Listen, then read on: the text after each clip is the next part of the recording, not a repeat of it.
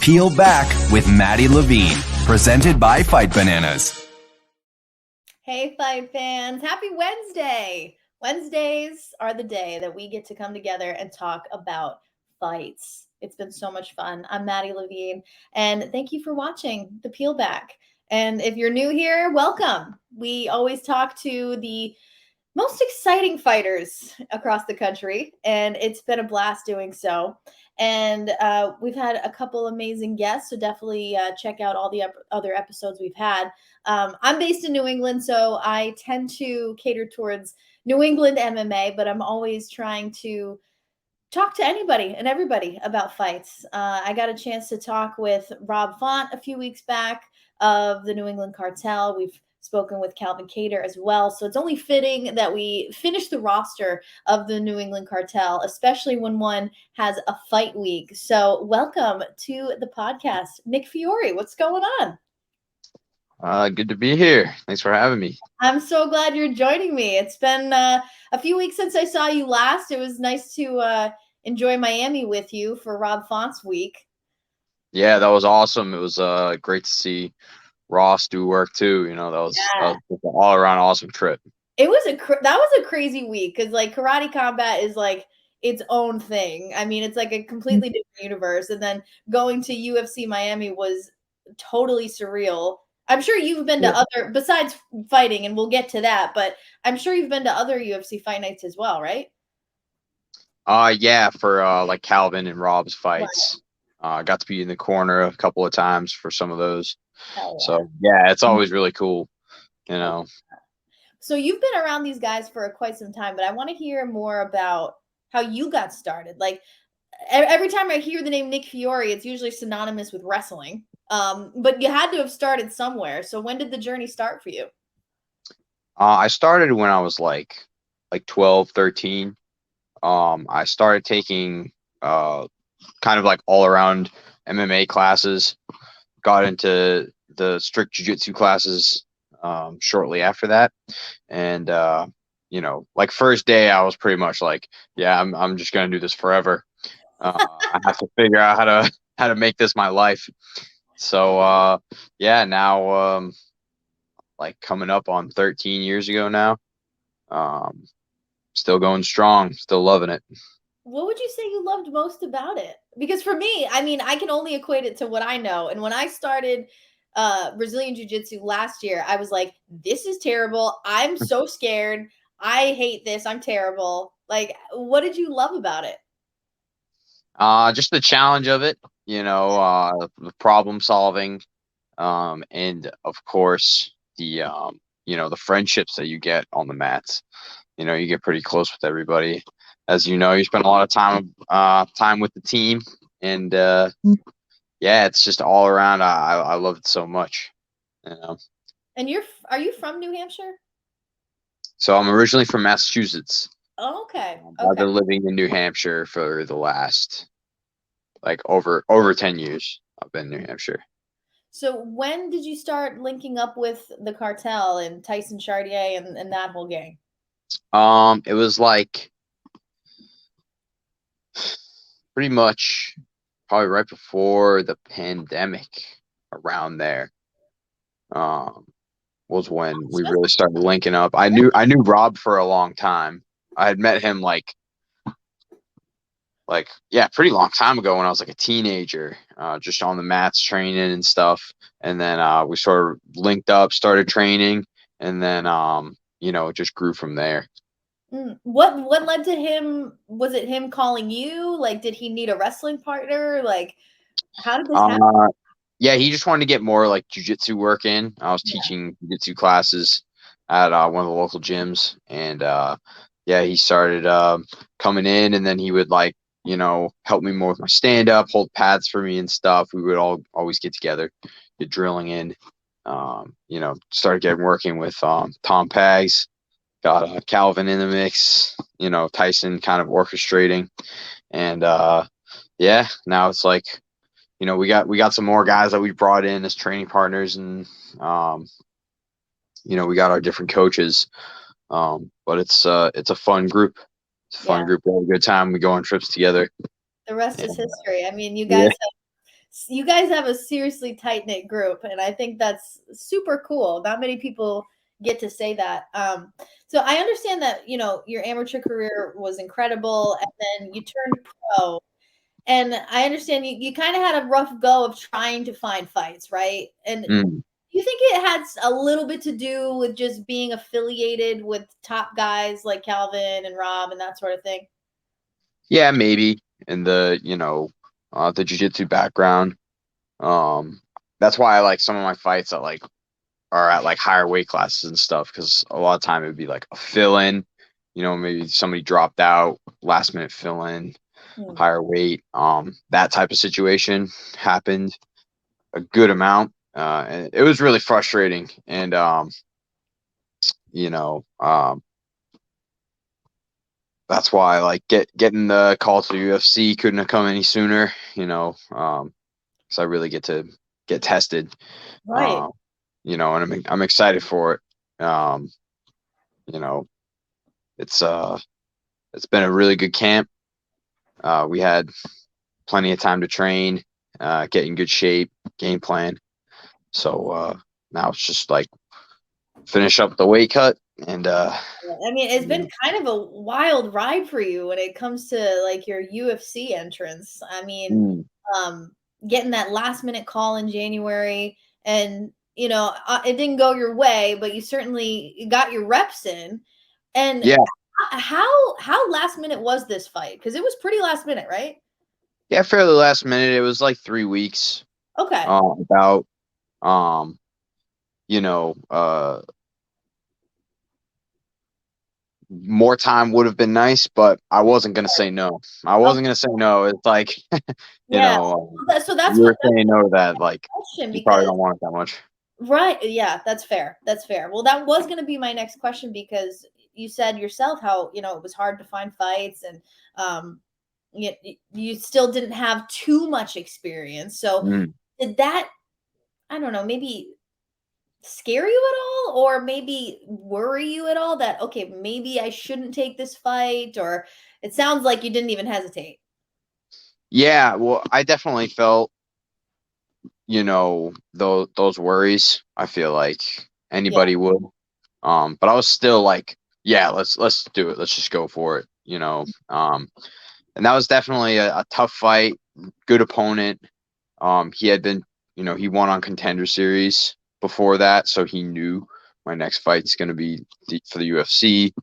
And then when his opponent dropped out, I'm sure he was going pretty hard, Mm, and but it was definitely a fight that I've leveled up a lot. that's Just from the experience, tough fight, good guy, and short notice always adds a bit of excitement to everything.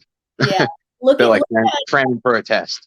yeah, So I love that. Well, looking at fight week, like what would you say is the biggest difference from the regional scene to the big stage for fight week? What's the biggest difference? you're doing definitely more like media type stuff, getting pictures taken and stuff. But the UFC definitely makes everything just easier. They streamline everything, you know. So there's a lot of extra stuff that you have to do Mm, on the regional scene. You're like selling tickets, and you're that's fair. like selling T-shirts and stuff, and it's like Right. all this extra stuff. And another thing is I'd be like teaching private lessons and teaching classes and stuff, and especially for this camp, I just put all my focus in on my own training, and you know that's basically all I was doing all day, every day. Got my training in, rest, eating good, Yeah. and repeat. That's a Uh, great point, actually. Like when you look at the amateur scene, you have to work so hard, not only on your training, but it's like, okay, make sure you sell X amount of tickets, make sure you're promoting yourself, make sure, uh-huh. oh God, you're so right. That there's so many extra things. But Mm. luckily you do have some veterans on your side, like Rob and Calvin. Did they give you any tips on how to handle media day. You know, you got Rob, a man of few words. Calvin's kind of the same way. You are kind of the same way at times. Yeah. So did they give you any like tips on how to handle it all? Kinda. I mean, Tyson plays a big role in all of it because he kind of like, he makes everything run smooth. For any time, especially we go on any trip, he's really putting everything together, with rental cars, when we're doing what, we pretty much just wake up in the morning and just go, Tyson, what's the plan for today? And just do That's whatever awesome. he says, It must feel so nice to have almost like a gym dad. It's like, Yeah, basically. I love that. So, like we said, last January didn't go your way. And then lots of reports coming out even before the fight even happened, calling your style one dimensional, calling it basic or not ready. How would you respond to comments like that? I mean, a lot of my other fights were shorter. I haven't had a ton of time to really show my skills, so I'm excited. I'm excited to show them. Yeah. Working with good guys, definitely improving on multiple skill sets, and yeah, that's it. I'm excited to show them. Yeah, I think that's all that has to be done, right? It's hard to look at a piece of paper and be like, well, here's the X's and O's, but it's like you don't know all the work that's going on behind the scenes. So I guess we're just gonna have to show them come this Saturday. Yeah. And there is another lightweight fight on that card. Now, before I ask you about that, is lightweight 155? Is that your true fight class that you want to stay in? Yeah, I'd like to stay at 55. Nice. Um, How tall yeah. are you, by the way? I'm like 5'10". Oh, okay. Okay. Yeah. I'm gonna say, are you typically like the smaller fighter or not really? Um, not usually. I mean, I've fought at 45 when I was a little bit younger. I was a little bit lighter when I did that, and then I fought all the way up to like 70, which is again more of like those short notice fights. Okay. Um, Okay, yeah. but yeah, Because it's kind of varied. yeah, Tom Pags is taller, right? Yeah, Yeah, so yeah, I think I'm used to seeing you next to Tom Pags, and it's like that dude is so tall compared to me. So now that yeah. makes sense. But there is another lightweight fight on the card: Diego Ferreira versus Michael Johnson. Have you paid attention to them at all? How do you feel about that matchup? I honestly haven't. I'm kind of, Yeah, you're you know, focused, man. yeah, just focus on my own stuff, Yeah, that's the way to and do it. you know, they're all the same. They're all the same to me. I love it. I love it.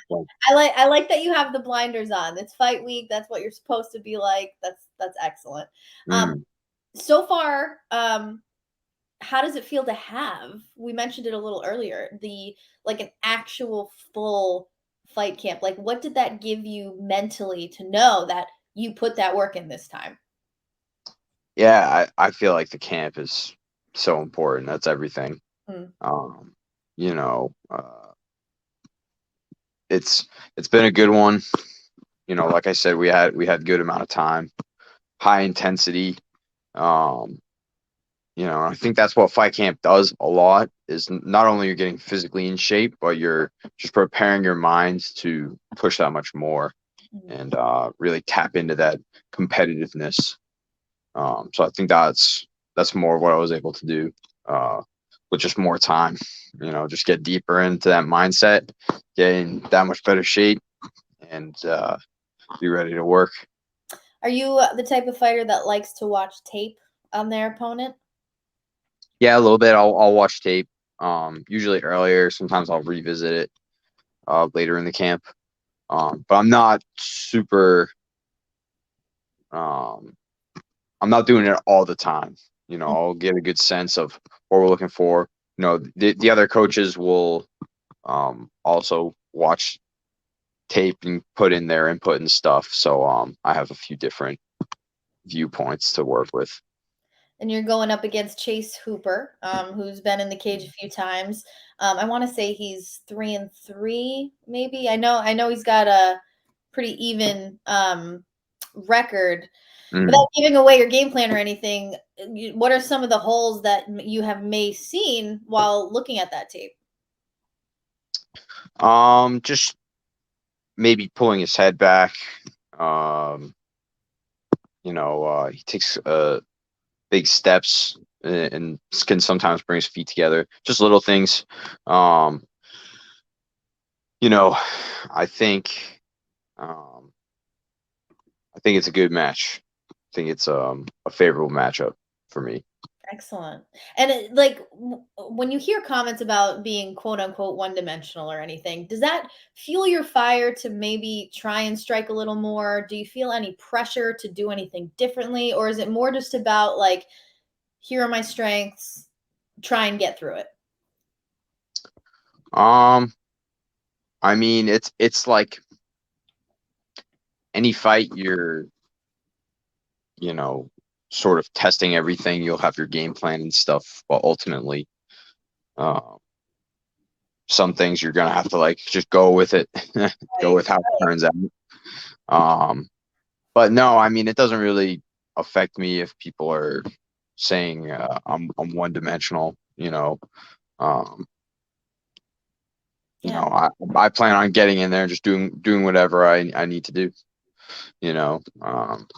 I put a lot of work into different skill sets. Love it. So, yeah, I personally know I'm not one dimensional, so I'm not At really the end worried of the day, that's all that matters. Yeah.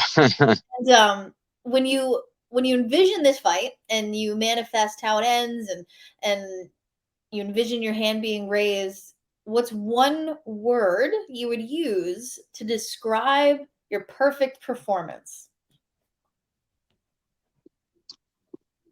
One word I would describe the performance with. This is a tough. It's a tough one.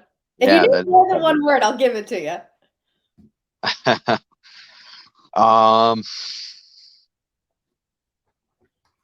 Dominant. Yes, I like that. I like that. That's a good word to choose.